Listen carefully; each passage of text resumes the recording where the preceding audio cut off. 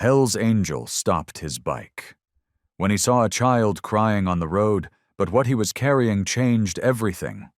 The Montana sun hung low on the horizon, painting the sky in deep oranges and purples as Gray Hawk Dawson guided his Harley down the empty back road. Dust kicked up behind his wheels, creating a golden haze in his mirrors. The familiar rumble of his bike beneath him was the only sound for miles across the vast prairie landscape. His weathered hands, covered in faded tattoos, gripped the handlebars with the ease of someone who'd spent more time on two wheels than off them.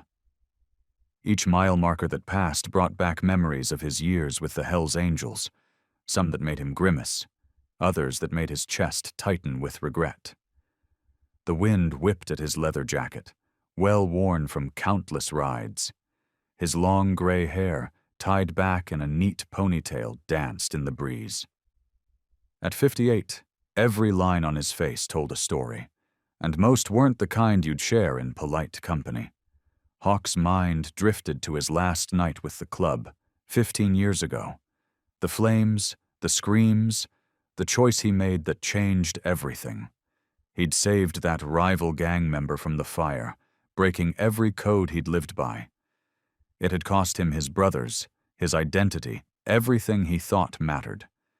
But it had also given him something he didn't know he needed, a chance to be something different. These lonely back roads had become his sanctuary since then. Out here, with nothing but prairie grass and big sky surrounding him, he could almost forget the weight of his past. Almost. The setting sun cast long shadows across the asphalt, stretching like dark fingers across his path. His bike purred steadily as he leaned into a gentle curve. The tall grass on either side of the road swayed in the evening breeze, creating waves of golden movement that reminded him of the ocean he'd seen once, long ago, before the gang became his whole world. There were nights when the silence out here was so complete, it felt like a physical presence. Tonight, though, something was different. Something was off. Hawk had learned to trust his instincts. They'd kept him alive when nothing else would. He eased off the throttle slightly, his senses alert. The road ahead stretched empty and quiet, but there was a tension in the air that hadn't been there moments before. The changing light played tricks with the shadows, making shapes dance at the edges of his vision. Then he heard it. So faint at first he thought he was imagining things. A sound that didn't belong out here in the middle of nowhere. A sound that cut through the steady rumble of his engine and straight to something deep inside him he thought he'd buried years ago. Sobbing. A child sobbing. Hawk twisted the throttle back, slowing his bike. The sound grew clearer. Desperate, exhausted crying that no child should ever make. He guided his Harley to the shoulder of the road, gravel crunching under his tires as he came to a stop. There, barely visible in the fading light, stood a small figure by the roadside. A boy, couldn't be more than 7, with dirty, bare feet and tears streaming down his face. But what made Hawk's breath catch in his throat wasn't just the boy. It was what the child held in his trembling arms. A baby, wrapped in what looked like a thin blanket, tiny and vulnerable against the vast Montana landscape. The boy stared at Hawk with wide, terrified eyes, clutching the baby tighter to his chest. Before you continue listening, please let me know where in the world are you watching from today. Now back to the story. Hawk cut the engine, letting silence settle over the empty road. The boy's sobs grew clearer now, mixing with the soft evening breeze. Standing beside his bike, Hawk's weathered boots crunched against the gravel as he took a cautious step forward. The boy stumbled backward, his small arms tightening around the bundle he carried. His bare feet were dirty and scraped, his clothes wrinkled and stained. Tears had carved clean trails through the dust on his cheeks. "Easy there, kid," Hawk said softly, keeping his distance.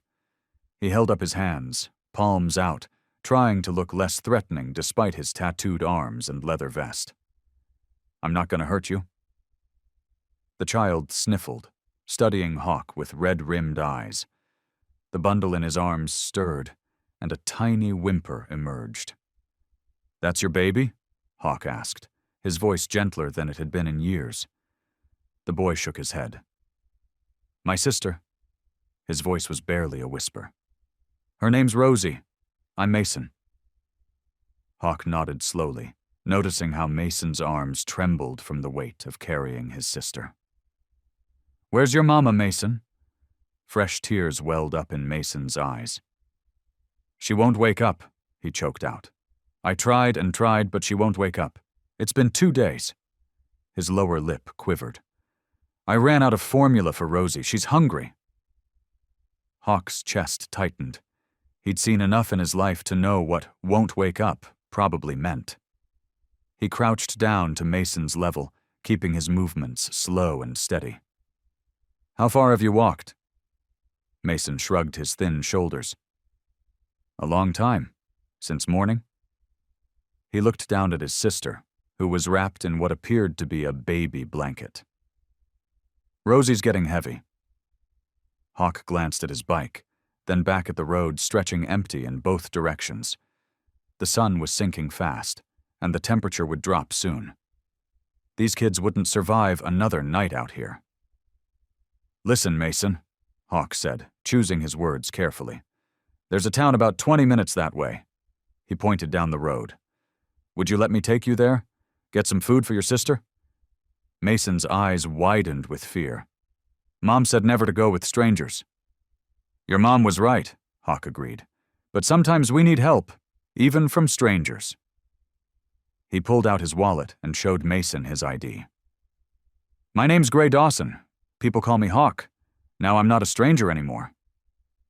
Mason looked at the ID, then at Hawk's face, then down at his crying sister. His young face showed a battle between fear and desperation. Will you help Rosie?" Mason asked finally, his voice small but hopeful. "Yes," Hawk answered simply. After a moment's hesitation, Mason nodded. Hawk approached slowly and carefully took Rosie from Mason's tired arms. She was light, too light, and fussy from hunger. He removed his leather vest and wrapped it around her tiny body. The fluorescent lights of May's all-night diner buzzed overhead as Hawk settled into a worn vinyl booth, carefully holding baby Rosie against his chest. Her tiny body felt impossibly fragile against his weathered leather vest. She'd fallen asleep during the ride, her sweet face peaceful despite everything. Mason slid into the seat across from him, his bare feet barely touching the floor. The boy's eyes darted nervously around the nearly empty diner, but they kept coming back to Hawk with a mix of fear and hope. "You need to eat something, kid," Hawk said quietly, trying to soften his naturally gruff voice. He'd forgotten how to talk to children, if he'd ever known at all. A tired-looking waitress approached, her name tag reading Betty. She eyed Hawk's tattoos and vest with obvious concern, but managed a professional smile. "What can I get you folks?" "Chocolate milk?" Mason asked tentatively, looking at Hawk. Hawk nodded.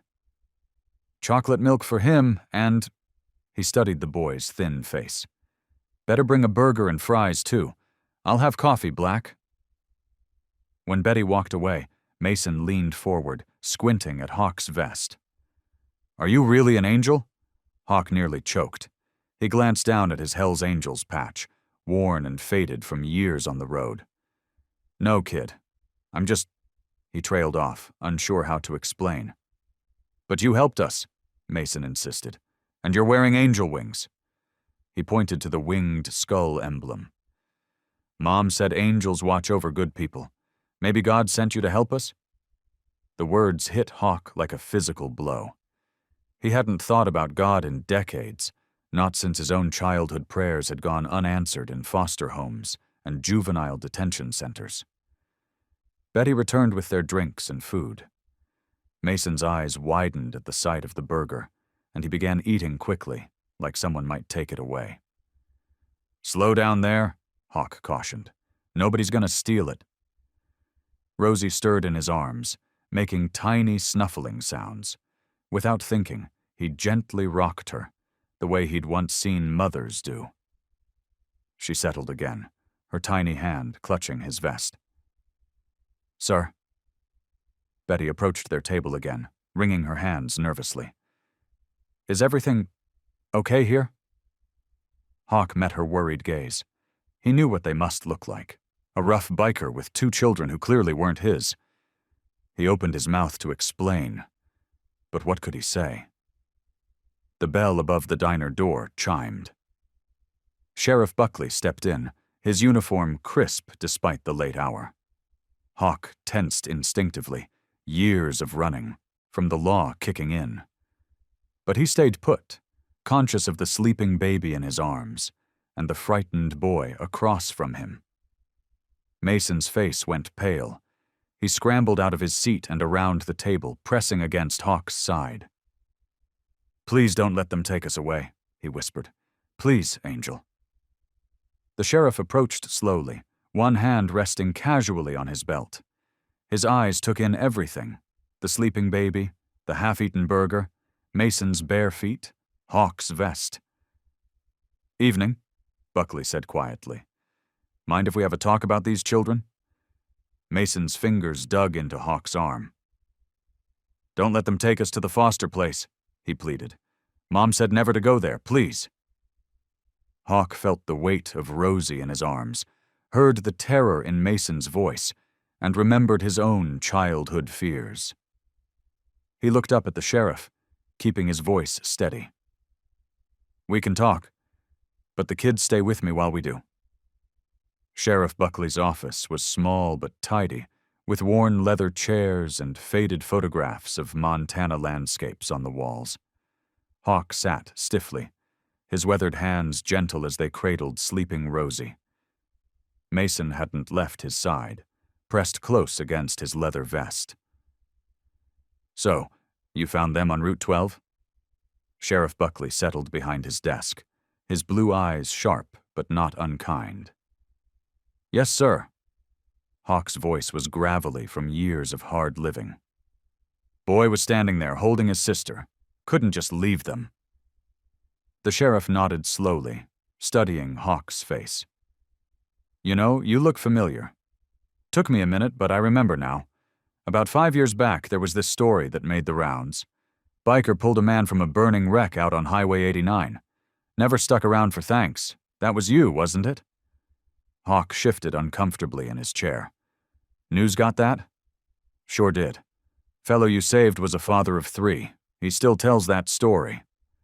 Buckley leaned forward, said a man covered in tattoos appeared like an angel out of nowhere, pulled him clear just before the car exploded. Mason's eyes went wide. "See? I told you he was an angel!" A ghost of a smile crossed Hawk's weathered face, but before he could respond, the office door opened. A woman in her early 40s entered, carrying a well-worn briefcase. Her brown hair was pulled back in a neat bun, and she wore practical shoes that had seen better days. "I'm Dana Torres from Child Protective Services," she announced, taking in the scene with practiced eyes. Her gaze lingered on Hawk's tattoos and leather vest before shifting to the children. "Ms. Torres," Sheriff Buckley nodded.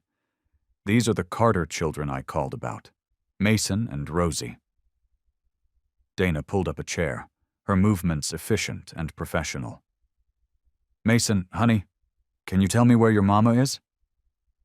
Mason pressed closer to Hawk. "She wouldn't wake up. I tried and tried. Then the food was all gone, so I had to take Rosie and find help." Dana's expression softened slightly, but her voice remained firm. "We'll send someone to check. On your mother. Right now, we need to find you and your sister a safe place to stay." "I want to stay with Hawk," Mason said quickly. "He's protecting us." "I understand you feel safe with him," Dana replied, opening her briefcase.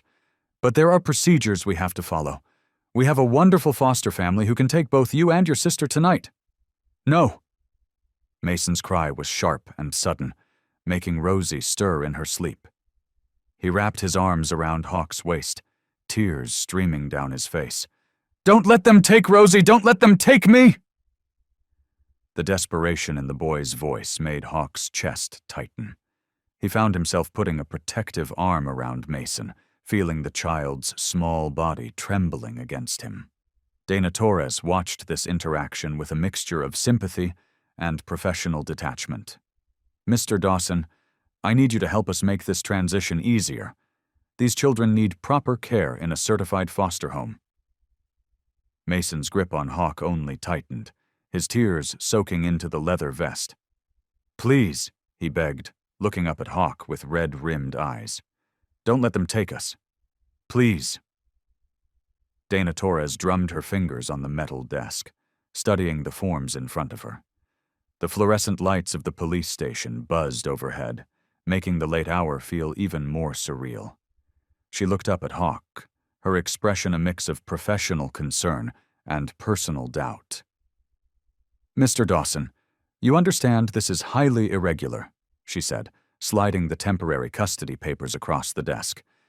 72 hours is all I can give you while we locate suitable placement." Hawk's weathered hands, covered in faded tattoos, picked up the pen. His fingers, usually so steady on motorcycle handles, trembled slightly. "I understand, ma'am." Mason sat nearby, his small hand clutching Rosie's blanket while she dozed in a borrowed car seat. His eyes never left Hawk, watching each movement as if afraid the big man might disappear. "You'll need to provide proper sleeping arrangements," Dana continued, her voice clipped and professional. "Food, clean clothes, basic necessities. There will be a home visit tomorrow morning." Sheriff Buckley leaned against the wall, arms crossed. "I can vouch for Gray here. He's got a solid roof over his head up on Cedar Mountain. Keeps to himself mostly, but he's always paid his taxes on time." Dana's eyebrows rose slightly at the sheriff's unexpected support. She turned back to Hawk. "Any history of substance abuse?" "Been clean 15 years, Hawk answered quietly. "Don't even keep beer in the house anymore." Mason piped up suddenly, his voice small but determined. "He's good, I can tell. Mom always said I was good at knowing good people." The mention of their mother brought a heavy silence to the room. Dana sighed, then pointed to various lines on the forms. Initial here, here, and here. Full signature at the bottom. Hawk's large hands moved carefully across the paper, his signature surprisingly neat for someone with such rough appearance. Each scratch of the pen felt like another link in a chain he wasn't sure he was ready for, but something in Mason's trust made it impossible to walk away. "Here's my card," Dana said, holding out a simple white business card. "Any problems day or night, you call immediately. I mean it, Mr. Dawson. Any problems at all?" The drive to his cabin was quiet, with Mason finally giving in to exhaustion in the back seat of Sheriff Buckley's patrol car.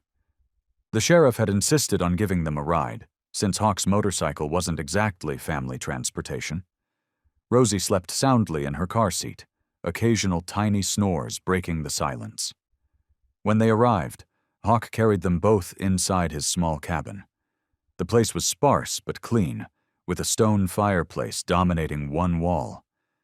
He'd lived simply here for years, finding peace in the isolation. Now, watching Mason curl up on the couch near the freshly lit fire, that solitude felt like a lifetime ago. He placed Rosie gently in the center of his bed, building a barrier of pillows around her tiny form. The baby sighed in her sleep, one small hand clutching the edge of his quilt. Moving back to the main room, he found Mason had already drifted off, his face peaceful in the firelight. Hawk stood there, his massive frame casting long shadows in the dim light. The weight of responsibility settled over him like a heavy blanket. These children, so vulnerable and trusting, were now in his care. Him, a man who'd spent years running from any real connection, whose past was filled with shadows he'd rather forget. Looking at their sleeping faces, he whispered into the quiet cabin, "What have I gotten myself into?" The first rays of sunlight filtered through the cabin's dusty windows, painting streaks across Hawk's weathered face. He hadn't slept, keeping watch over the children from his old leather armchair. Rosie's soft whimpers pulled him from his thoughts. Mason stirred on the couch, rubbing his eyes. "She's hungry," he said matter-of-factly. "Mom always gave her formula in the morning." Hawk ran a calloused hand through his graying hair. The reality of caring for a baby hit him like a freight train. No formula, no diapers, nothing but motorcycle parts and old memories in this cabin. "All right, kids," he said, his gravelly voice gentler than usual. "Guess we're making a supply run." Getting them ready wasn't easy. He wrapped Rosie in his cleanest t-shirt, making a makeshift diaper that wouldn't last long. Mason's clothes were dirty from their journey, but they'd have to do for now. The old Harley wouldn't work, not with 2 kids. In the back of his garage, under a tarp, sat his backup vehicle, a rusted '85 Ford pickup he used for parts runs. It groaned to life after 3 tries. "It sounds sick," Mason observed from the passenger seat, holding Rosie carefully.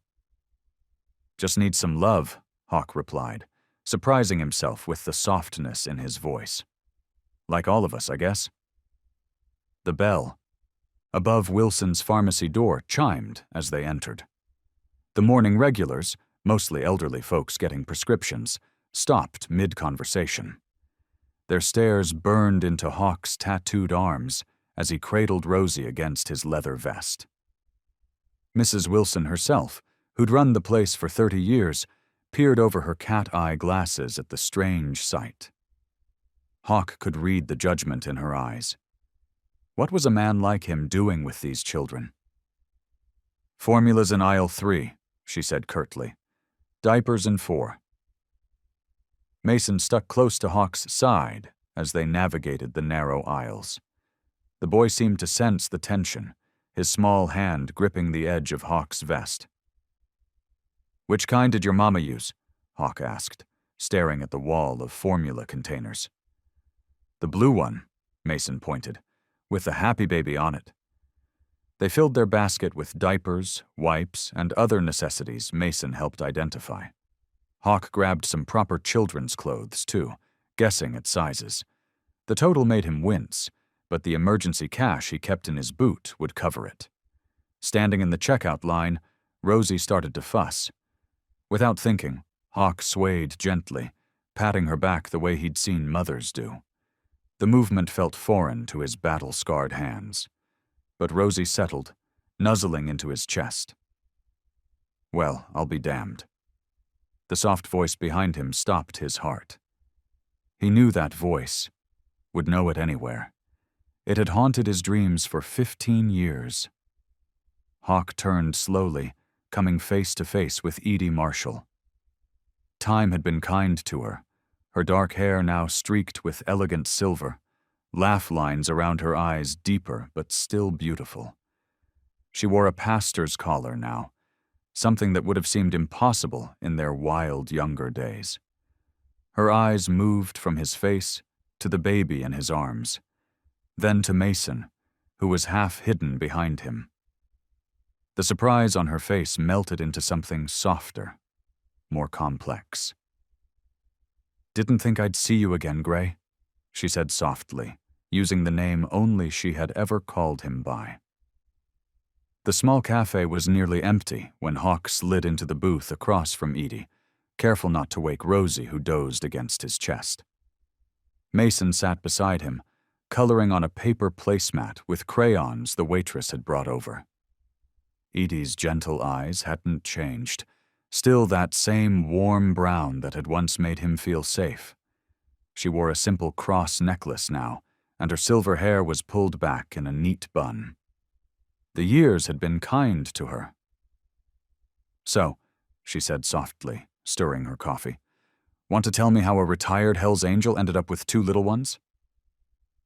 Hawk shifted uncomfortably, one hand automatically moving to support Rosie's back as she snuffled in her sleep. Found them on Route 12 yesterday. Their mama... He glanced at Mason and lowered his voice. She passed. Boy was carrying his sister walking down the road. Mason looked up from his coloring. He's my angel, he declared proudly. See his wings? He pointed to the worn leather vest, hanging on the hook beside their booth. Edie's eyes misted slightly. Is that right? She smiled at Mason before turning back to Hawk. Social services gave you temporary custody? 72 hours, Hawk grunted, trying to sound detached. Just till they find somewhere proper for them. And you're managing okay? With supplies, I mean? Got the basics. Formula, diapers. He trailed off, looking uncomfortable with the discussion of baby items. I still have some of my niece's old things in storage. Crib, changing table. They're yours if you need them.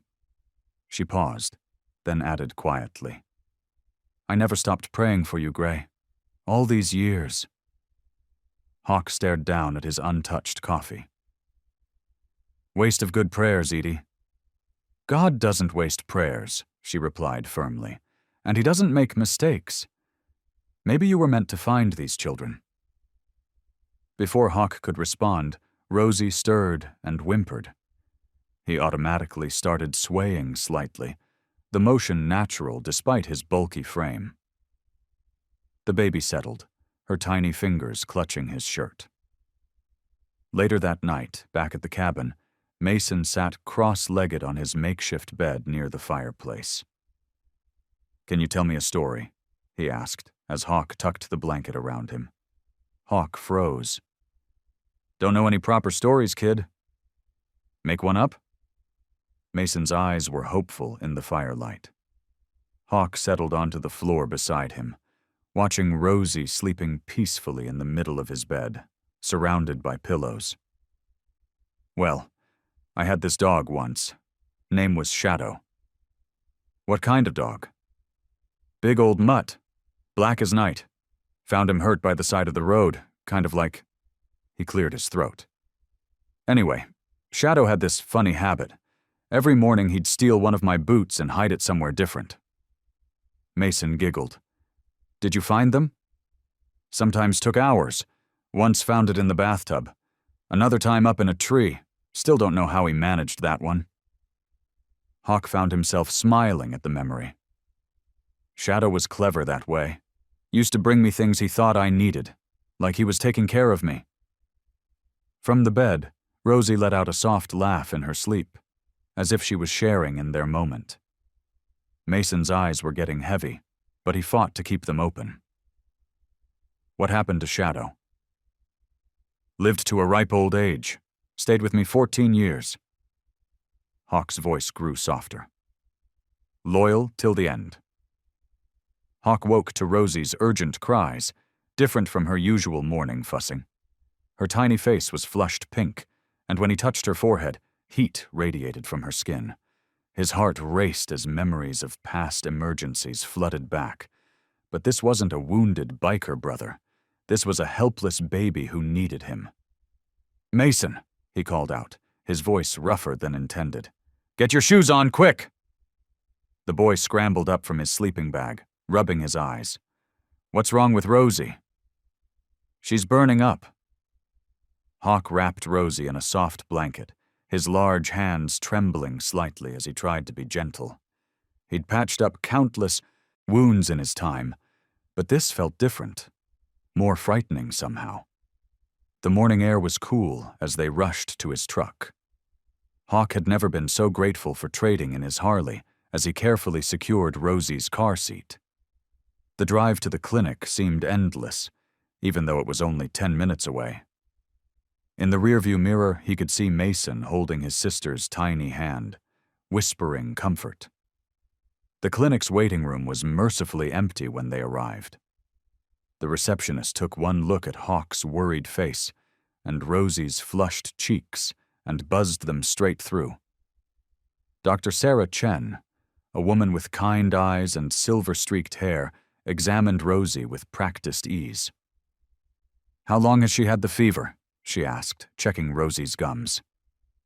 "Just noticed it this morning," Hawk replied, hovering nearby. Will she be okay?" Dr. Chen smiled. "She's teething. See these swollen spots?" She pointed to Rosie's gums. "It's causing a low-grade fever, which is completely normal. You did the right thing bringing her in, though. Better safe than sorry with little ones." Relief flooded through Hawk's body. He hadn't realized how tense he'd been until his shoulders finally relaxed. "Actually," Dr. Chen continued, "I'm impressed with how well cared for she is. Clean, good weight, no diaper rash. You're doing a great job." Hawk felt his throat tighten at the unexpected praise. "I'm just temporary," he mumbled, but his hand instinctively stroked Rosie's soft hair as she whimpered. "Here's a teething ring," Dr. Chen said, pulling one from a drawer. "Keep it in the fridge. The cold will help with the pain. Children's Tylenol for the fever. I'll write down the proper dosage. And don't be surprised if she's extra clingy. Teething's rough on babies." Mason tugged at Hawk's leather jacket. "See? I told you angels know how to take care of babies." Hawk felt his face flush as Dr. Chen raised an eyebrow, but she just smiled and finished writing her instructions. They walked out of the clinic into the bright morning sun, Rosie already calmer with the cool, teething ring in her mouth. That's when Hawk spotted the familiar government-issued sedan across the parking lot. Dana Torres sat behind the wheel, her face partially hidden behind large sunglasses as she wrote in her ever-present notebook. Hawk pulled Rosie closer to his chest, feeling the warmth of her small body against his heart. He didn't need to see what Dana was writing to know that every move he made was being scrutinized, every decision questioned. The weight of judgment felt heavier than any chain he'd ever worn. The afternoon sun filtered through the cabin's dusty windows as Hawk rummaged through his workshop. His rough hands, more used to fixing motorcycles than building furniture, carefully measured and cut pieces of wood. Mason sat cross-legged nearby, watching with curious eyes. "What are you making?" Mason asked, scooting closer. "Something for your sister to sleep in," Hawk replied, his voice gentler than usual. "Can't have her rolling off the bed."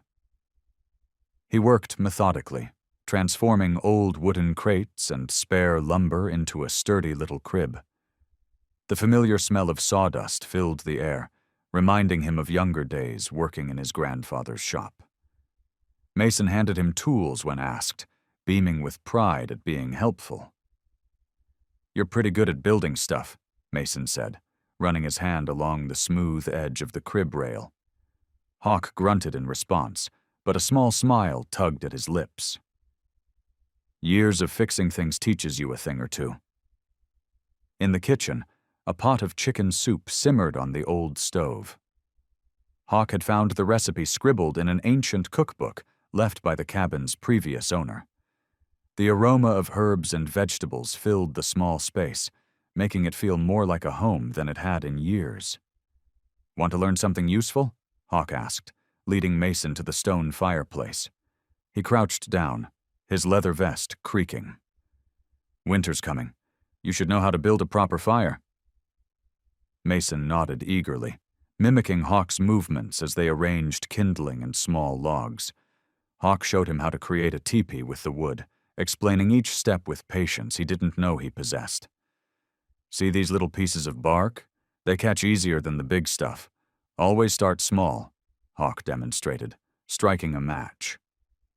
The kindling caught quickly, and Mason's eyes widened with delight as the flames grew. "It's like magic!" Mason exclaimed. Hawk chuckled. "Not magic, kid. Just science and know-how."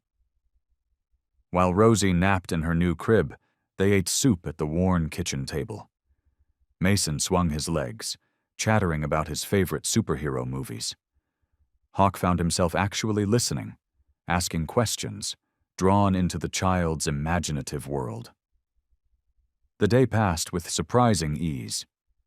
Hawk taught Mason how to wash dishes properly, and together they organized the cabin's sparse supplies. It felt natural, almost peaceful, a feeling that both comforted and unsettled him. As evening settled in, Hawk heated a bottle for Rosie, while Mason held her on the couch. The boy's devotion to his sister touched something deep inside him, something he thought had died long ago. Later that night, Hawk emerged from his workshop where he'd been organizing tools. The cabin was quiet, except for the crackling fire. He stopped in the doorway, struck by the sight before him. Mason lay sprawled on the old leather couch, fast asleep. Rosie was nestled securely in his arms, her tiny hand clutching her brother's shirt. Their faces were peaceful in the firelight, trust written in their relaxed features. Hawk moved silently across the room, his boots making no sound on the wooden floor. He carefully pulled the worn, quilted blanket from the back of the couch and spread it over them both. His calloused hand hovered for a moment over their heads, then gently tucked the blanket around their shoulders. Standing there in the firelight, watching these two, small souls sleep, Hawk felt an unfamiliar warmth spread through his chest. It wasn't the burning anger he'd carried for so long, or the numbing chill of loneliness. This was something different, something that made his heart feel too big for his ribcage. The morning sun filtered through the cabin's dusty windows as Edie's pickup truck rumbled up the gravel driveway. Mason peered through the window, his small hands pressed against the glass. "Who's that?" he asked, turning to Hawk, who was attempting to feed Rosie her morning bottle. "That's Pastor Edie," Hawk said, his voice gruff but gentle. "Better see what she wants." Edie stepped out of her truck wearing a flowered dress and carrying a basket of fresh muffins. Her silver hair caught the sunlight as she walked toward the cabin's entrance. "Good morning," she called through the screen door. "I brought breakfast and an invitation." Hawk opened the door, still cradling Rosie. "An invitation?" "The town picnic is this Sunday after service. Games for the kids, food, music, the works." She smiled at Mason, who was hiding behind Hawk's leg. "There's even going to be a carousel this year." "I don't think that's—" Hawk started. "Please?" Mason tugged at Hawk's jeans. "Can we go? I've never been on a carousel." Hawk shook his head. "Those folks don't want someone like me around." Edie's eyes softened. "Greyhawk Dawson, you've been carrying old wounds long enough. These children are showing you a new path. Maybe it's time to let the town see who you really are." Mason darted outside suddenly, spotting something in the grass. "Look, flowers!" He began picking the wild daisies that dotted the lawn. "Can we give these to Miss Edie?" Hawk watched as Mason gathered a handful of slightly crushed flowers, presenting them to Edie with pride. Her face lit up as she accepted them. "These are beautiful, Mason. Thank you." She tucked one behind her ear, making the boy giggle. Hawk felt something shift inside him as he watched their interaction. Maybe Edie was right. Maybe it was time. "All right," he said finally. "We'll come. But just for a little while." Sunday arrived with perfect weather. Hawk parked his truck at the edge of the town square, his heart pounding as he helped Mason and Rosie out. The smell of barbecue and fresh-baked pies filled the air. Children ran around with balloons, while adults set up games and food tables. Mason spotted the tug-of-war setup immediately. "Can I try, please?" Before Hawk could answer, a group of kids Mason's age waved him over. To Hawk's surprise, their parents didn't pull them away. Instead, they helped organize the teams. "Go ahead," Hawk said, adjusting Rosie on his hip. Mason ran off, grinning. The children's tug-of-war became the afternoon's highlight. Mason's team, despite being smaller, pulled with all their might. When they won, Mason's victory whoop echoed across the square. He ran back to Hawk, red-faced and beaming. Did you see? Did you see us win?" Later, they found the carousel. Hawk held Rosie securely on a painted horse, walking alongside as it turned. Her delighted squeals drew smiles from everyone nearby. For the first time, the looks thrown his way weren't fearful or judgmental. As the afternoon wore on, Edie brought over a slice of apple pie and sat with them at a picnic table. Other townspeople gradually joined, making small talk about the weather and complimenting Mason's tug-of-war victory. Someone passed Hawk another piece of pie. He couldn't remember the last time he'd shared a meal with anyone besides the children. Looking around the table at the genuine smiles, at Mason chattering with new friends, at Rosie contentedly playing with a balloon, Hawk felt something he hadn't experienced in decades: belonging. The afternoon sun cast long shadows across Hawk's yard as his axe split another log with a satisfying crack. Sweat trickled down his tattooed arms, but the work felt good, purposeful. He glanced over at Mason, who sat in the dirt nearby, pushing a rusty toy truck through makeshift roads he'd carved with a stick. Vroom, vroom. Mason made engine sounds, completely absorbed in his play. The sight made something warm stir in Hawk's chest. He'd found the old truck in a box of forgotten things in the cabin's storage room. Mason's eyes had lit up when Hawk handed it to him, as if it were made of gold instead of dented metal. Setting another log on the chopping block, Hawk thought about the picnic earlier. The memory of Rosie's delighted squeals on the carousel played in his mind.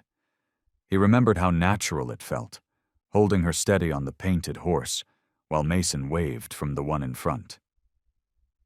"Need some help, Hawk?"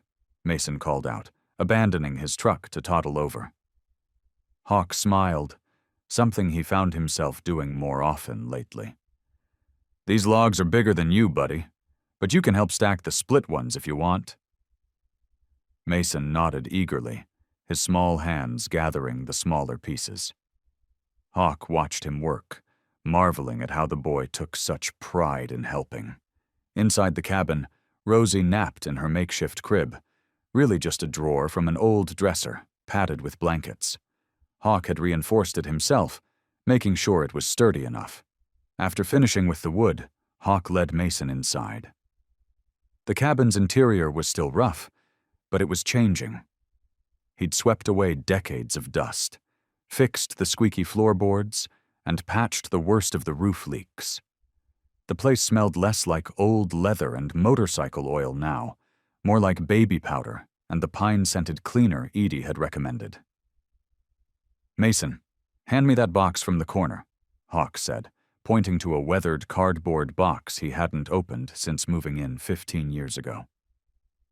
Mason dragged it over, curious as Hawk knelt and opened the flaps. Inside, wrapped in an old t-shirt, was a silver frame holding a faded photograph.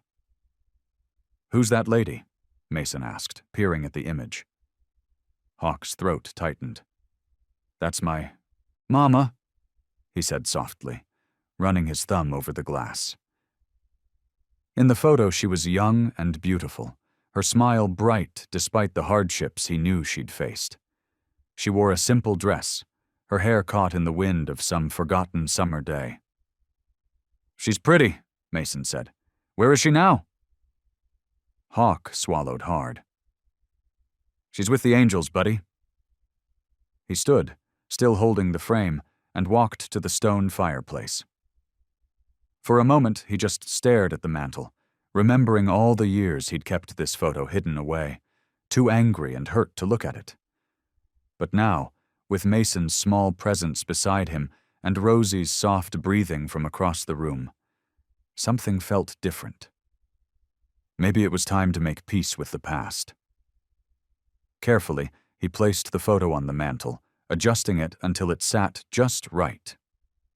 His mother's smile seemed to warm the whole room, like she was giving her blessing to whatever this new chapter might become.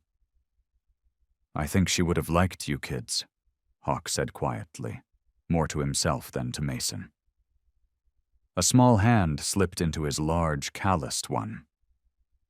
I think she would have liked you too, Hawk, Mason said with that simple wisdom children sometimes have.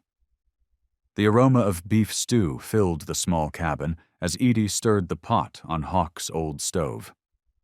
She'd brought fresh bread and insisted on helping with dinner, showing Hawk how to make a proper meal that wasn't from a can. Mason sat at the kitchen table, carefully coloring a picture while Rosie played with wooden blocks on a blanket nearby. Miss Edie, you make the best bread ever, Mason said, his mouth full of the warm roll she'd given him as a pre-dinner snack. Thank you, sweetheart. My grandmother taught me how. She glanced at Hawk, who was awkwardly trying to set the table with mismatched plates he'd scrounged up. Though I think your guardian angel here could use some cooking lessons. Hawk grunted, but there was a hint of a smile on his weathered face. Been getting by just fine on my own cooking all these years. Beans from a can isn't cooking, Edie teased, her eyes twinkling. Mason looked up from his coloring, his expression serious. Is Miss Edie your girlfriend, Hawk? The question made Hawk nearly drop the stack of plates he was holding. His face reddened beneath his graying beard. No, kid. Miss Edie's just an old friend. But she comes over lots now, Mason persisted, and she makes us food and helps with Rosie. He tilted his head. Don't girlfriends do that? Edie laughed softly, stirring the stew. Sometimes they do, Mason. But sometimes friends do those things too, just because they care. Oh. Mason seemed to consider this. Well, maybe she could be your girlfriend someday? Hawk cleared his throat roughly, but Edie just smiled, her eyes meeting his across the kitchen. Maybe someday, she said quietly. God has a way of working things out exactly as they should be. They ate dinner together, the warmth of good food and conversation filling the usually quiet cabin. Edie showed Mason how to dip his bread in the stew broth, and even managed to get Rosie to eat more than usual, making airplane noises with the spoon that had the baby giggling. After the kids were tucked in, Hawk and Edie sat on the cabin's small front porch. The Montana night spread out before them, stars scattered across the dark sky like diamond dust. You've changed, Gray, Edie said softly, using his real name. I see it more every day. Hawk stared out into the darkness. Don't know about that. I do. She turned to face him. The man I knew years ago wouldn't have stopped for those children, wouldn't have opened his home, his heart. That man was running, Hawk interrupted, his voice rough. Still am, maybe. No. Edie reached over and touched his arm, her fingers light against his leather jacket. You're not running anymore. You're building something here, and you were never as bad as you believed yourself to be. I always saw the good in you, even when you couldn't see it yourself. Hawk was quiet for a long moment, his shoulders tense. When he finally spoke, his voice was barely above a whisper. I'm scared, Edie. Scared I'll mess this up. Those kids, they deserve better than an old biker who can barely keep his own life straight. Those kids love you, Edie said firmly. And love isn't about deserving. It's about choosing to be there day after day. That's what you're doing. The morning sun cast long shadows across Hawk's property as he stepped out onto the cabin's worn wooden porch. The crisp Montana air filled his lungs as he surveyed his surroundings, a habit ingrained from years on the road. Something felt off. That's when he saw them. Fresh tire tracks cutting through the morning dew on the grass, leading right up to his property line before turning around. They weren't from his bike or Edie's car. Someone else had been here. Hawk's muscles tensed as he followed the tracks, examining the deep treads in the soft earth. Whoever it was had come late last night, probably while they were all sleeping. The thought made his stomach turn. Inside the cabin, Mason was helping Rosie with her breakfast, carefully spooning cereal into her mouth. The sight would usually warm Hawk's heart, but now it filled him with a different kind of emotion. Fear. "Mason," Hawk said carefully, keeping his voice steady. "Did your daddy ever drive a blue pickup truck?" The spoon in Mason's hand clattered to the table. His face went pale, and Rosie started crying at the sudden noise. How did you know?" Mason whispered, his small hands beginning to shake. Hawk crossed the room in 3 quick strides, picking up Rosie and placing a gentle hand on Mason's shoulder. "Just asking, buddy. Everything's okay." But Mason's eyes had already filled with tears. "He found us, didn't he? He's going to take us away." "Nobody's taking you anywhere," Hawk said firmly, though his own heart was racing. He needed to call Sheriff Buckley. 20 minutes later, the sheriff's cruiser pulled up to the cabin. Mason and Rosie were playing in the back room, but Hawk could see Mason keeping watch through the window, his young face etched with worry.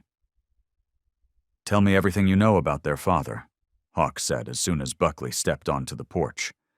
The sheriff's usually calm face was grim. "Dale Carter. Just got out of state prison 3 days ago. Did 5 years for aggravated assault and drug trafficking." Hawk's jaw tightened. "The kids never mentioned him." "Probably too scared to," Buckley said, his voice low. "He's got a history of domestic violence. Their mama had a restraining order against him, but—" He trailed off, shaking his head. "But what?" "But he never cared much for legal papers. Look, Hawk," Buckley leaned closer. "Dale Carter is dangerous, real dangerous. The kind of man who thinks his kids are property, not people." Hawk glanced through the window at Mason, who quickly ducked out of sight. "He's not getting near them." "I've already put out an alert," Buckley said. "But you need to be careful, real careful. Carter's unpredictable, and he's got nothing left to lose." The sheriff pulled out his notebook and wrote down a number. "This is my personal cell. Any sign of him, day or night, you call me immediately." Hawk took the paper, his weathered fingers closing around it tightly. The tire tracks suddenly seemed more ominous, like a snake's trail leading right to their door. "I mean it, Hawk," Buckley emphasized, his eyes serious. "This isn't the kind of situation where you handle things the old way. These kids need you thinking clear." Through the window, Hawk could hear Rosie's happy babbling and Mason's quiet voice reading her a story. The sound made his chest ache with a fierce protectiveness he'd never felt before. "I hear you," Hawk nodded, though his old instincts were screaming for action. "I hear you loud and clear, Sheriff."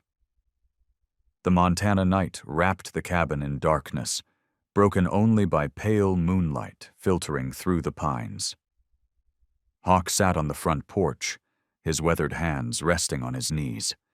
Every snap of a twig, every rustle of leaves made him tense. Inside, Mason and Rosie slept peacefully, unaware of their guardian's vigil. The old rocker creaked beneath him as he shifted his weight. His eyes never stopped scanning the tree line, searching for movement in the shadows. The weight of his past hung heavy tonight. Years of watching his back in the club had taught him the calm before a storm. A flash of movement caught his eye. Before he could react, something whistled through the air. The crash of breaking glass shattered the night silence. Hawk was already moving, his body operating on instinct honed from years on the streets. Inside, Mason bolted upright in bed. "What was that?" "Stay there," Hawk commanded, his voice steady despite the adrenaline coursing through him. He checked on Rosie first. She was still asleep in her makeshift crib, undisturbed by the noise. Glass crunched under his boots as he approached the broken window. A rock lay on the floor, wrapped in paper. His hands didn't shake as he unfolded the note, but his jaw clenched when he read the words scrawled in messy handwriting. "Give me what's mine." Mason appeared in the doorway, clutching his stuffed bear. Is it him? Is it Dad? Hawk's heart twisted at the fear in the boy's voice. He crossed the room and knelt before Mason, placing his large hands on the child's shoulders. Listen to me, buddy.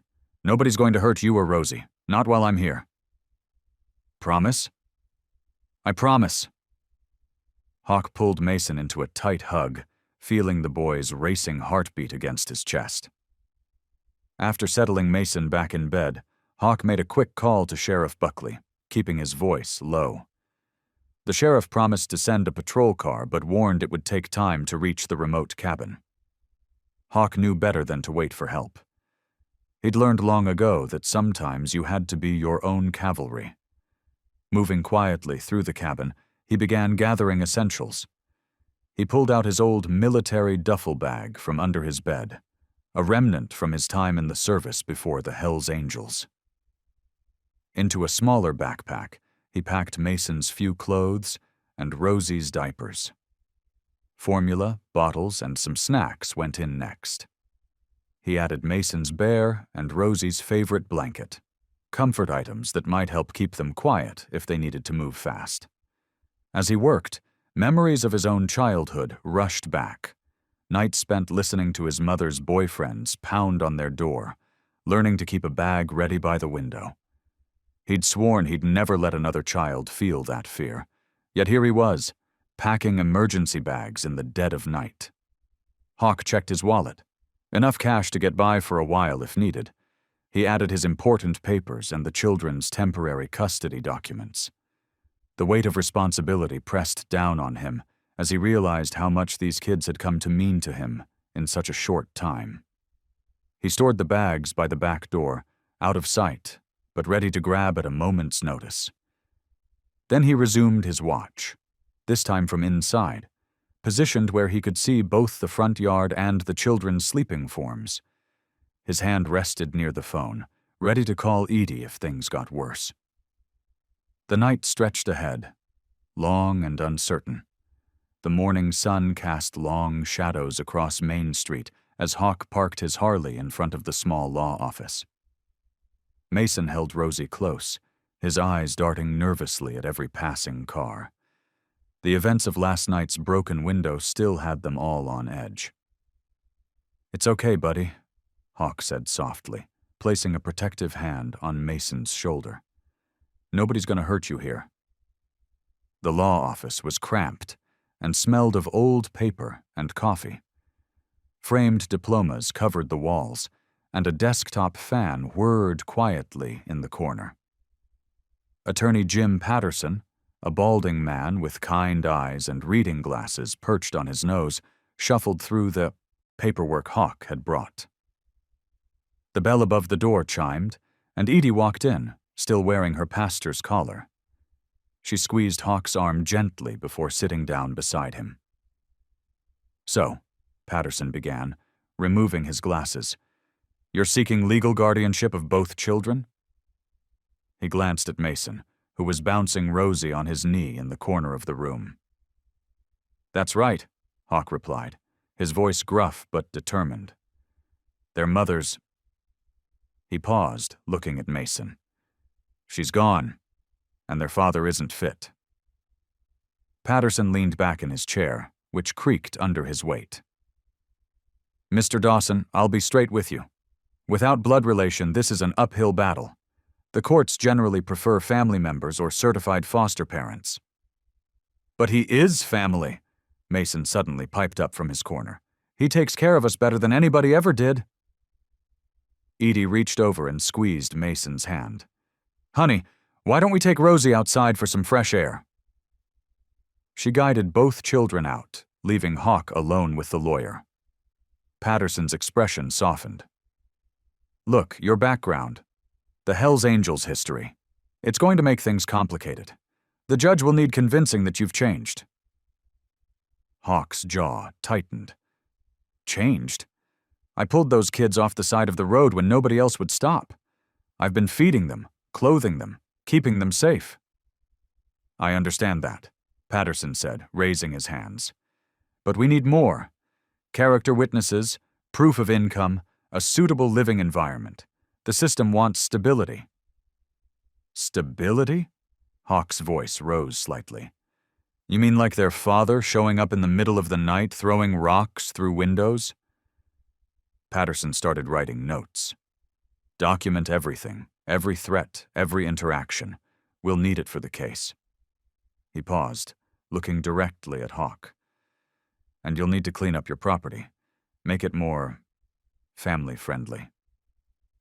Through the window, Hawk watched Edie helping Mason push Rosie in an old stroller someone had donated. His chest tightened at the sight. Whatever it takes, he said quietly. Just tell me what to do. The meeting continued with Patterson outlining requirements, background checks, home studies, character references. Hawk's head was spinning with legal terms when his phone buzzed. Dana's name flashed on the screen. His stomach dropped as he answered. Hello? Dana's voice was professional, but firm. Mr. Dawson, I'm calling to remind you that the 72-hour emergency custody period expires today. I'll be coming by at 5 o'clock to collect Mason and Rosie. Hawk's fingers gripped the phone tighter. He looked out the window again at the children, at Mason's smile as he played with his sister. The thought of them being taken away made his chest constrict. Dana, I'm at the lawyer's office right now. We're working on 5 o'clock, Mr. Dawson, she interrupted. I'll see you then. The line went dead. Hawk sat there, the phone still pressed to his ear, as the fan whirred quietly in the corner, and the morning sun continued its slow climb across the sky. The late afternoon sun cast long shadows across Hawk's front yard as Dana's government-issued sedan pulled up, followed by 2 police cruisers. Mason, who had been playing with toy trucks on the porch, dropped them with a clatter and ran to Hawk's side. They're here, Mason whispered, his small fingers gripping Hawk's leather vest. Please don't let them take us. Hawk's jaw clenched as he watched Dana step out of her car, manila folder in hand. Her face was professionally blank, but her eyes held a hint of sympathy.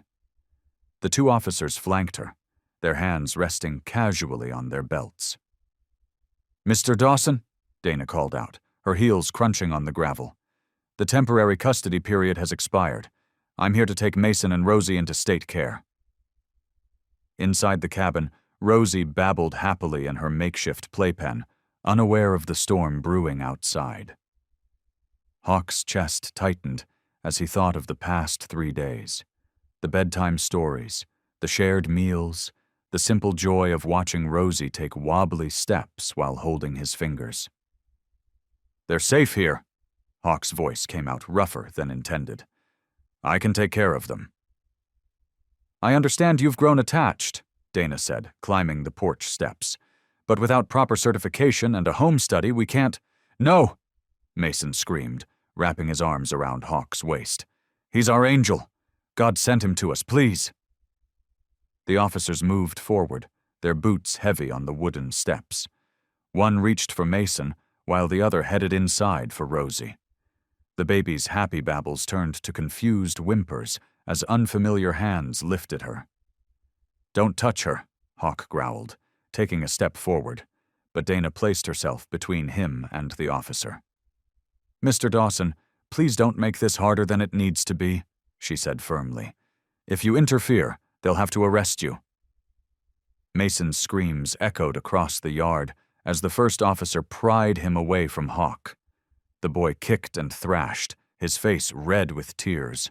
Hawk, please! Don't let them take us! Please! Rosie, sensing her brother's distress, began wailing. Her tiny hands reached toward Hawk as the officer carried her past, and something in Hawk's chest shattered. He'd never heard such raw fear in a baby's cry before. I'll fix this, he called out, his voice breaking. Mason, I promise, I'll find a way. But Mason's sobs only grew louder as the officers secured both children in Donna's car. The boy pressed his hands against the window, his mouth forming words Hawk couldn't hear. Rosie's pacifier fell from her mouth onto the gravel as she was placed in her car seat. Dana paused before getting into her car. Mr. Dawson, I know your intentions were good, but the system exists to protect children. If you want to help them, do it legally. She handed him a business card. Call this number. Start the certification process. Hawk stood rooted to the spot as the cars pulled away, Mason's tear-streaked face visible through the rear window until they disappeared around the bend. The silence that followed was deafening. Slowly, mechanically, he walked to where Rosie's pacifier had fallen. He picked it up, rubbing his thumb over the small rubber nipple. 3 days. Just 3 days, and these kids had somehow worked their way into his heart, past all his carefully built walls. Hawk sank onto his porch steps, still clutching the pacifier. His vision blurred as tears, foreign, unwelcome things he hadn't allowed himself in 4 decades, began to fall. His shoulders shook with silent sobs as the sun set behind the mountains, painting the empty yard in shadows. The autumn wind whipped through the parking lot of Mountain View Children's Shelter as Dale Carter paced back and forth, his weathered boots kicking up gravel. His hollow eyes darted between the building's entrance and his beat-up pickup truck. Hawk had been watching from across the street for hours, his gut twisted with worry. He knew Dale would show up eventually. The man's reputation for violence was well known in 3 counties. "They're my kids," Dale's voice boomed across the lot as he confronted a startled staff member. "I got rights." The shelter worker backed away, reaching for her phone. "Sir, you need to leave. There are proper channels." "Proper channels?" Dale spat on the ground. "I ain't asking permission." Hawk's boots crunched on the gravel as he crossed the street. "That's far enough, Dale." Dale spun around, his thin face stretching into an ugly grin. "Well, if it ain't the angel everyone's talking about." He squared his shoulders, hands balling into fists. "You got no business here, old man." "Those kids?" Hawk's voice was steady, controlled. "They're terrified of you. Mason told me what you did to their mother." "Shut your mouth!" Dale lunged forward, throwing a wild punch that Hawk barely dodged. The parking lot became their arena. Dale was younger, fueled by rage and whatever was running through his system. But Hawk had decades of experience. He blocked a second punch and landed one of his own, sending Dale staggering. "You abandoned them," Hawk growled, circling. "Left them with a dying mother." Dale charged like a bull, tackling Hawk into the gravel. They rolled, trading blows. Blood sprayed from Dale's nose. Hawk's lip split.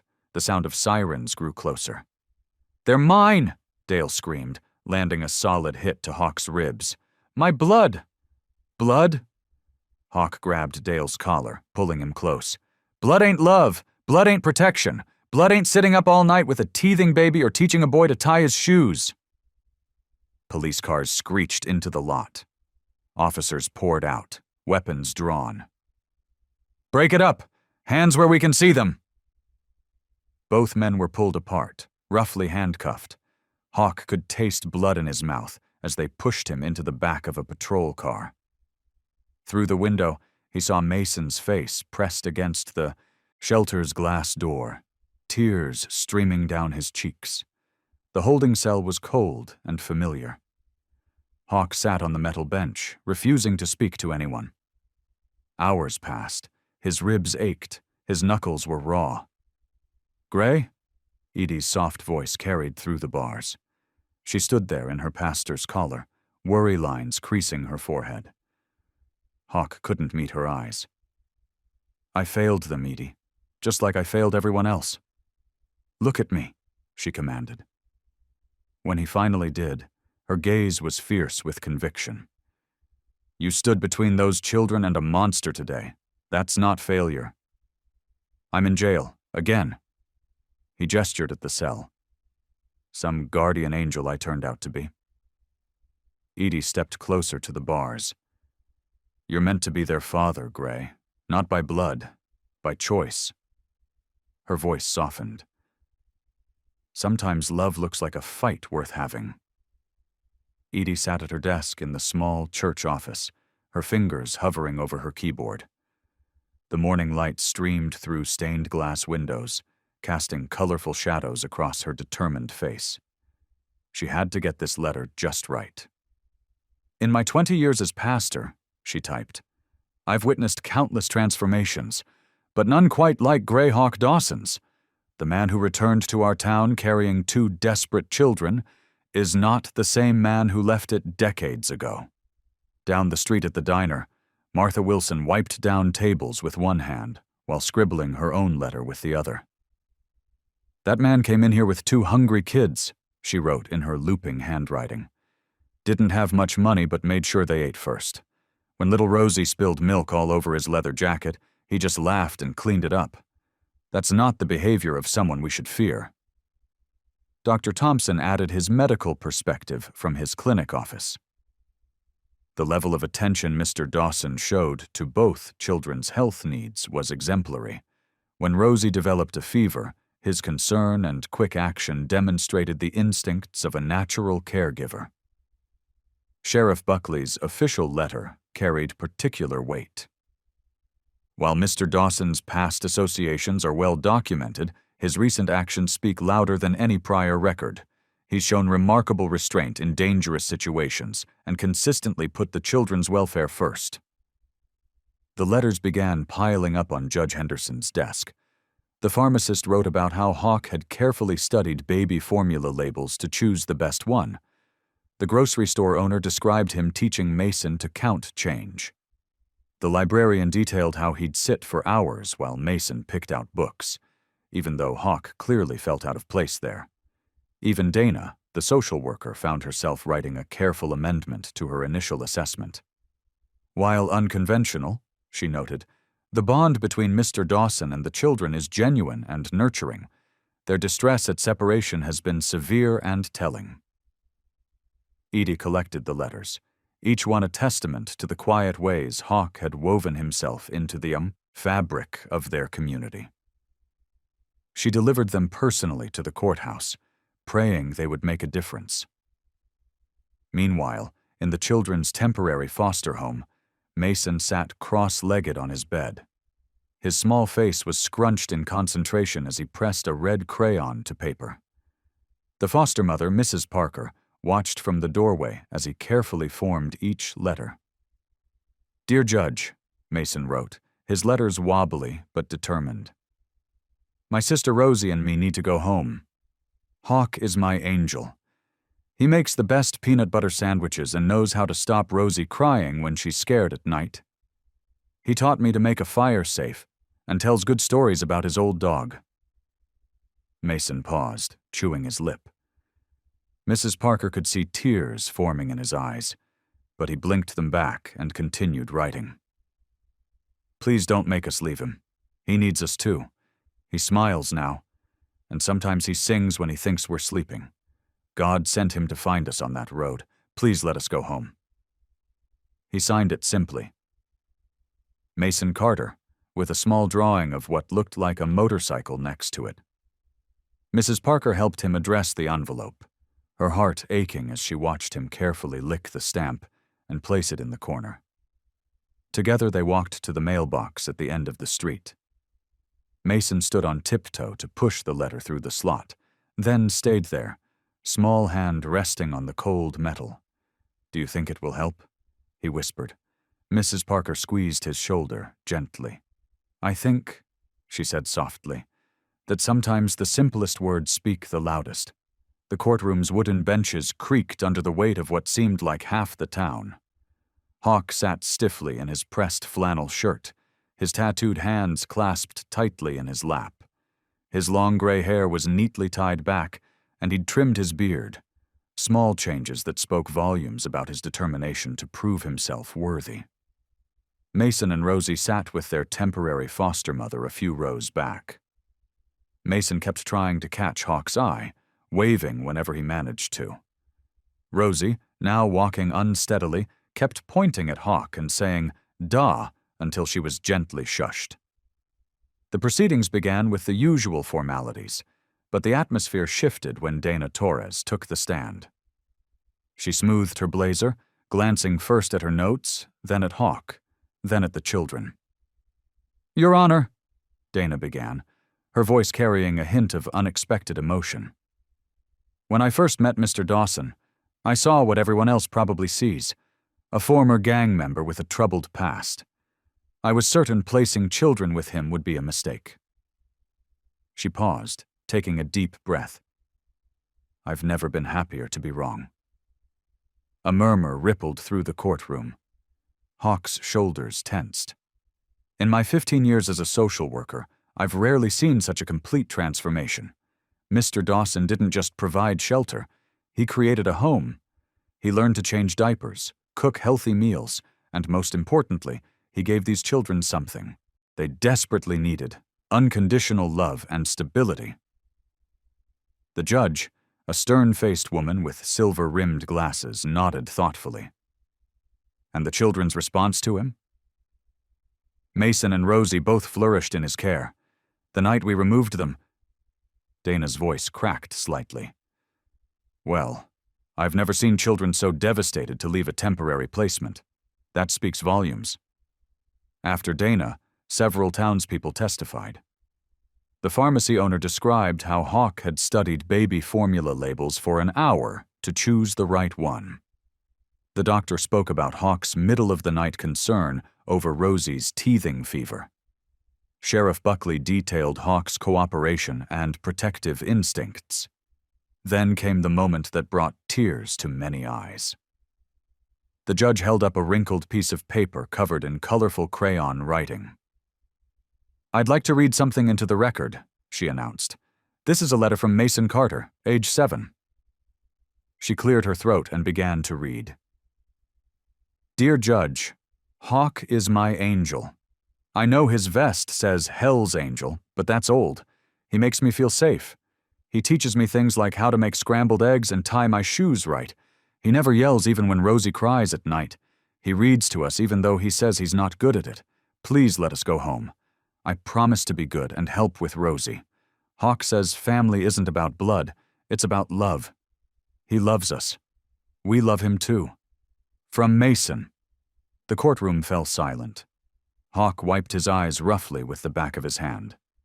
The quiet was broken by Dale Carter bursting through the doors, still in his prison jumpsuit and shackles, escorted by 2 officers for his part of the hearing.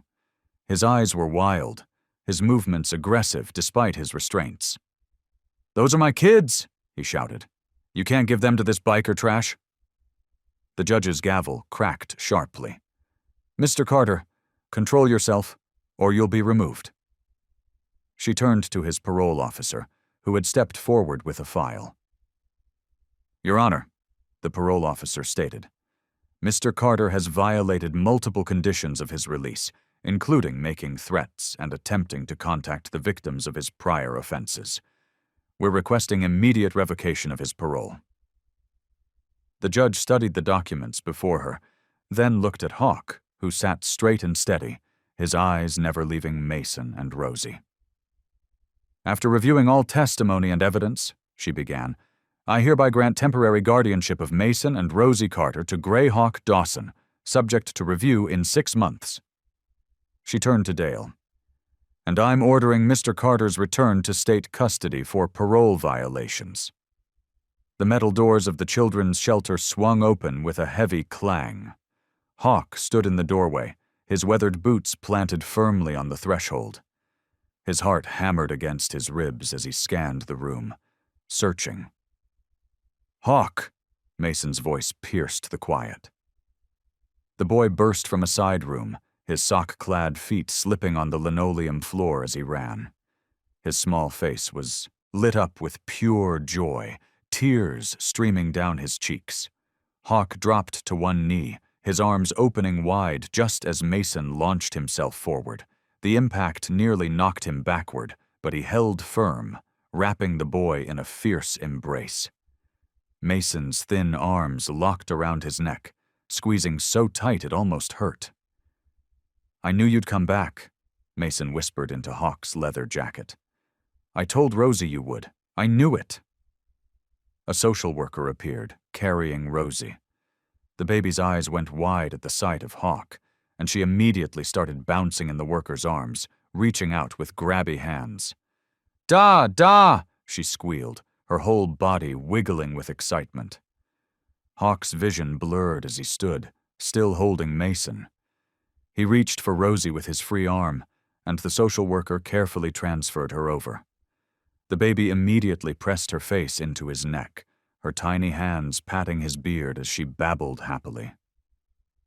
"Got your stuff ready to go?" the social worker said softly, holding up 2 small bags. "They didn't have much with them."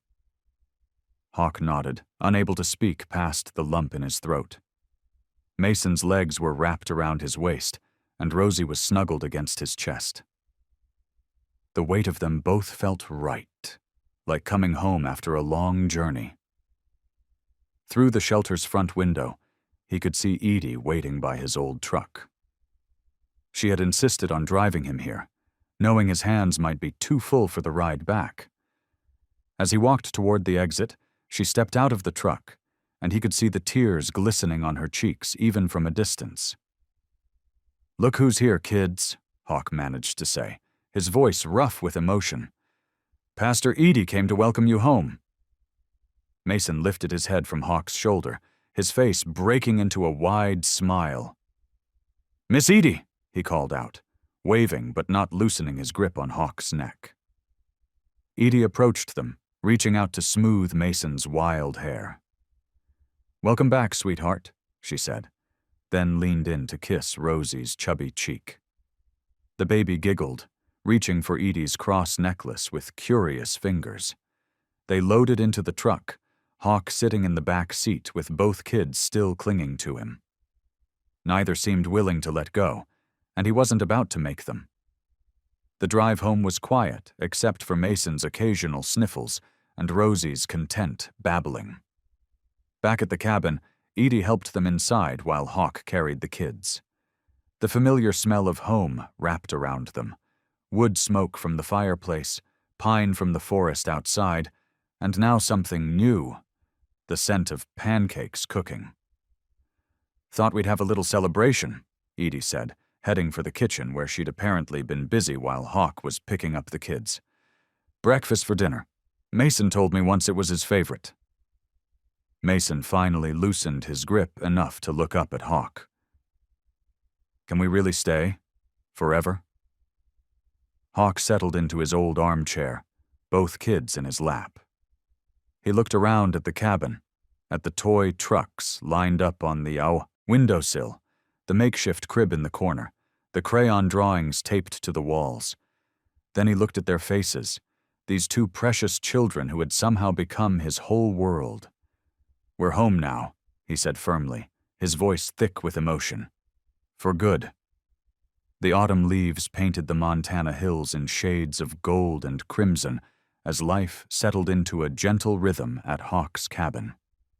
Each morning, he'd wake early to pack Mason's lunch for school, carefully cutting the crusts off his sandwiches just the way the boy liked them. The kitchen counter, once cluttered with motorcycle parts, now hosted a collection of superhero lunchboxes and baby bottles. One crisp morning, Hawk sat in his worn leather armchair, Rosie perched on his lap as he fed her breakfast. She'd grown so much in the past months, her baby cheeks filling out, dark curls sprouting wildly on her head. Mason sat cross-legged on the floor, proudly showing off his latest spelling test with a big red A marked at the top. "Look what Mrs. Thompson wrote," Mason beamed, pointing to a note at the bottom of the paper. "She says I'm the best reader in class." Hawk's chest swelled with pride. "That's my boy," he said, his gruff voice softening. "Smart as they come." Rosie squirmed in his lap, pushing away her spoon. She looked up at him with those big brown eyes that never failed to melt his heart. "Love you, Papa," she said clearly, reaching up to pat his stubbly cheek. The words hit him like a thunderbolt. The spoon clattered to the floor. Mason's eyes went wide with excitement. "She talked!" Mason jumped up. Rosie said real words! Hawk's throat tightened as he hugged Rosie close, breathing in her baby powder scent. He'd heard her babble Dada before, but this was different. This was everything. Later that afternoon, Hawk stood in his garage, running his hand along the chrome of his beloved Harley. The adoption lawyer's fees weren't cheap, and even with Edie helping to organize fundraisers in town, he was still coming up short. He'd been avoiding this moment, but Rosie's words that morning had made his decision crystal clear. The local mechanic, Joe, pulled up in his tow truck. He'd already agreed to buy the motorcycle, knowing what it meant to Hawk. The old biker watched as they loaded his Harley onto the flatbed, the sun glinting off its polished surface one last time. "You sure about this, Hawk?" Joe asked, counting out the cash. Hawk nodded, pocketing the money that would help make his family official. "Sometimes you gotta leave the past where it belongs." He drove into town in his newly purchased vehicle, a faded blue pickup truck with a few dents and a temperamental transmission. Mason sat in the middle of the bench seat, while Rosie was secured in her car seat by the window. The truck groaned as it climbed the hill toward their cabin. "It's not as cool as your motorcycle," Mason observed, running his hand along the cracked dashboard. Hawk chuckled, patting the steering wheel. "Maybe not, but angels can fly in these too." He glanced at his children in the golden afternoon light streaming through the windshield. "Besides, this way we all fly together." The truck backfired, making Rosie giggle and Mason jump. Hawk couldn't help but laugh, a deep, genuine laugh that seemed to come from somewhere he thought had long since gone quiet.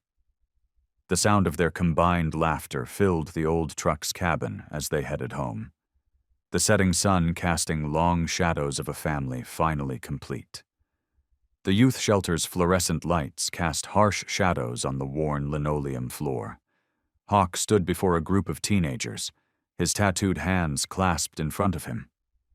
The ink on his knuckles, once symbols of his past life, now seemed like relics from another time. "I was angry," he said, his gravelly voice soft but clear.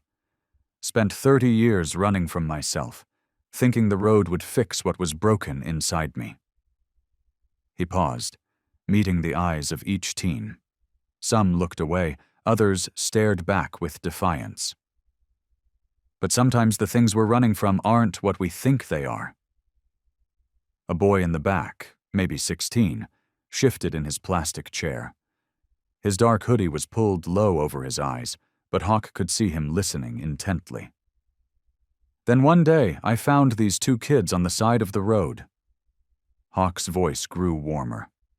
"Mason, he was 7, carrying his baby sister like she was made of glass, and somehow they saw something in me I couldn't see myself." The boy in the hoodie raised his head slightly.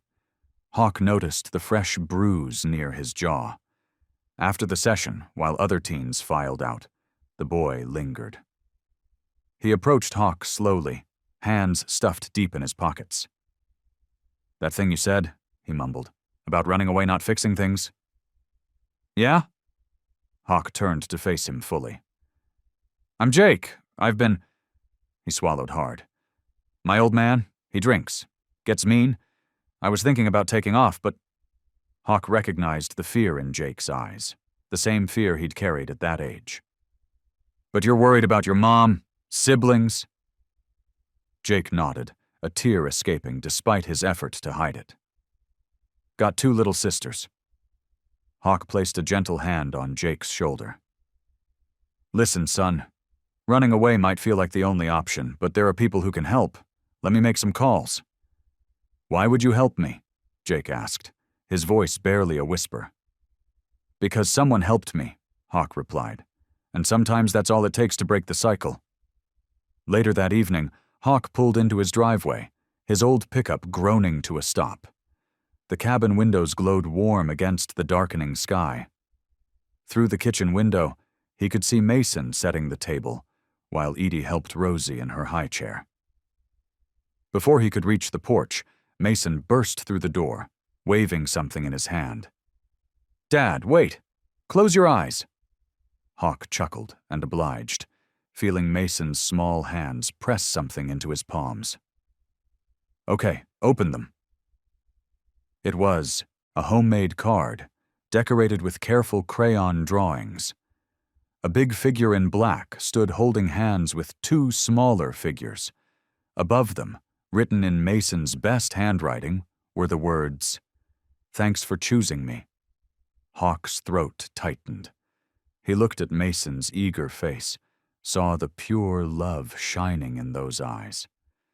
This boy who had once been a stranger on a dusty road was now his son in every way that mattered.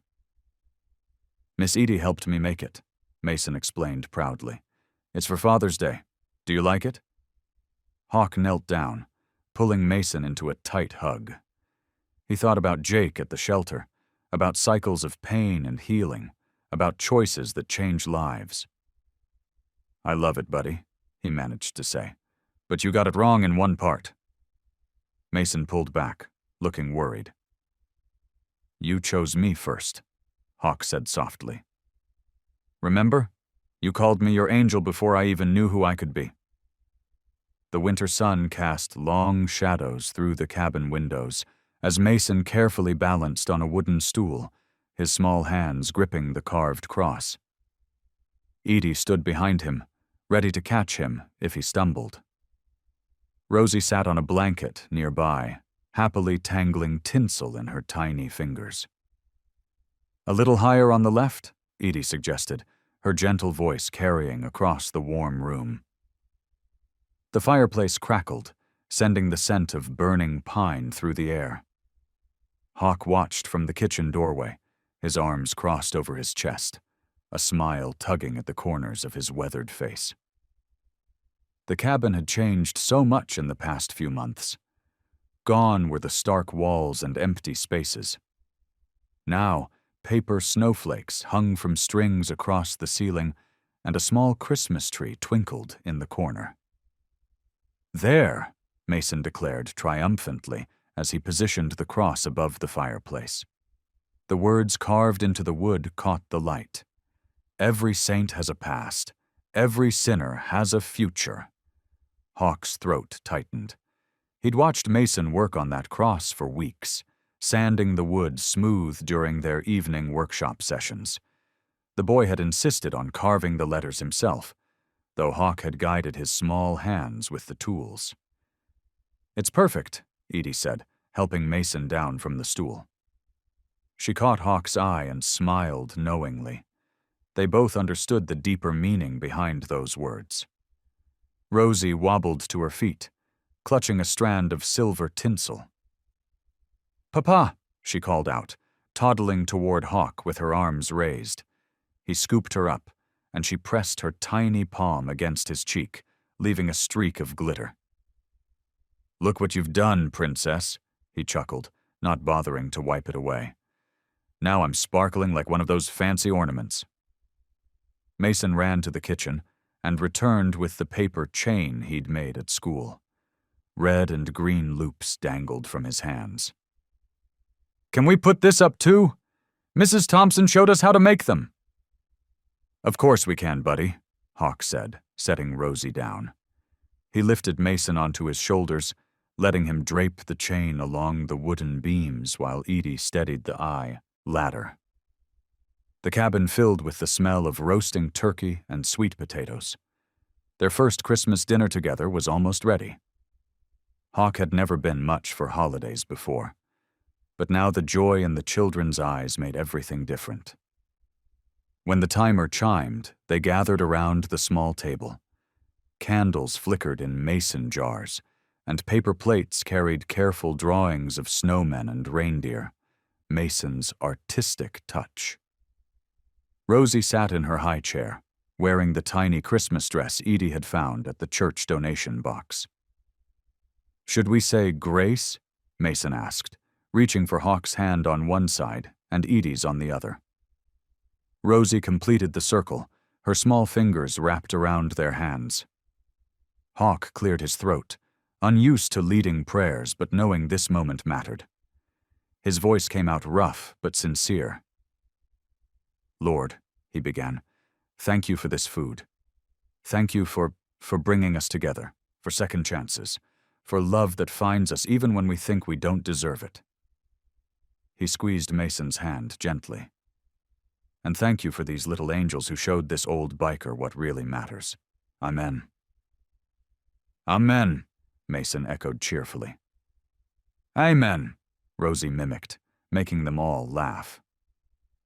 The morning sun filtered through frost-covered windows, casting a golden glow across the cabin's worn wooden floor. Hawk sat in his favorite armchair, watching Mason arrange presents under their modest Christmas tree. The boy had insisted on wrapping everything himself, resulting in packages that looked like they'd survived a small tornado. But the pride in Mason's eyes made the crooked paper and tangled ribbons perfect. Rosie sat on her play blanket nearby, surrounded by soft toys Edie had brought over. Her dark curls had grown, now forming tiny ringlets that bounced when she moved. She played with her favorite stuffed rabbit, one that still carried the pharmacy price tag from that first desperate shopping trip that felt like a lifetime ago. "Look, she's trying to stand up again," Mason whispered excitedly, pausing his present arranging. Hawk leaned forward, his weathered hands ready to catch her if she stumbled. Rosie grabbed the edge of the coffee table, her tiny fingers gripping the wood as she pulled herself up. Her face scrunched in concentration, showing the same determination he'd seen in her brother. Then she let go. One wobbly step, then another. Hawk's heart caught in his throat as she turned toward him, arms outstretched, her eyes locked with his, filled with complete trust. "Da," she started, her voice soft but clear. "Dada." The word hit him like a physical force. Hawk felt his chest tighten as Rosie toddled those final steps toward him, still calling "Dada" with increasing confidence. He scooped her up just as her legs began to wobble, holding her close. Her small hands patted his cheeks, now wet with tears he hadn't realized were falling. "Dada," she said again, as if she'd known the word all along and had just been waiting for the right moment. Mason scrambled over, wrapping his arms around them both. "She said it! She really said it!" His excitement was contagious, but Hawk could barely speak. All those years of running, of believing he wasn't worthy of love or redemption, of thinking his hands were too stained to ever hold something so pure. They all fell away with that one word. Dada. Father. A title he never thought he'd hear, let alone deserve. Rosie snuggled into his chest, her favorite position since that first night. Her brother leaned against his shoulder, warm and solid and real. Through blurry eyes, Hawk looked at the cross Mason had carved, hanging proud above the fireplace. "I need some air," he managed to say, kissing Rosie's forehead and setting her gently in Mason's care. "Just for a minute." He stepped onto the porch, the winter air sharp in his lungs. Snow fell in lazy spirals, covering everything in clean white.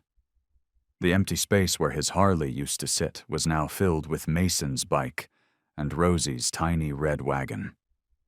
Christmas lights twinkled along the eaves, Edie's touch, and smoke curled from the chimney where a warm fire waited. Looking at the transformed cabin, Hawk remembered the lonely man who once lived here, surrounded by silence and ghosts. Now, through the window, he could see his children playing, could hear their laughter even through the glass. The cabin glowed with life and love and possibility.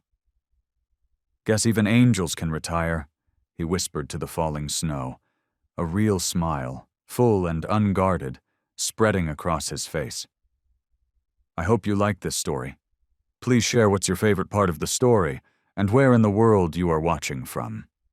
Have a wonderful day."